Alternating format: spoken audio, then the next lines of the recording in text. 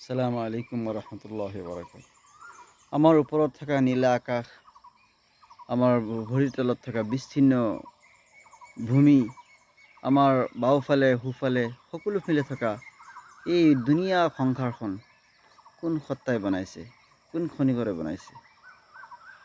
আৰু প্ৰত্যেকটো বস্তু তাৰ সম পৰিমাণে বনাইছে।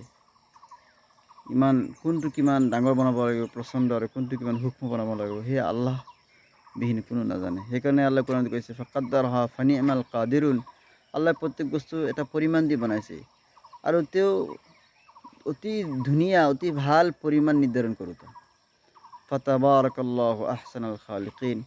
এই পৃথিৱীখন চাই, সংসাৰখন চাই, ইয়াৰ ধুনীয়া মনোমোহা দৃশ্যবিলাক চাই এই কথাই মনত আহে যে আল্লাহ তাআলাই কিমান ধুনীয়াকৈ আল্লাহ তাবাৰক তাআলাই পৃথিৱী বনাইছে, কিমান ধুনীয়া অভিযন্তাতে।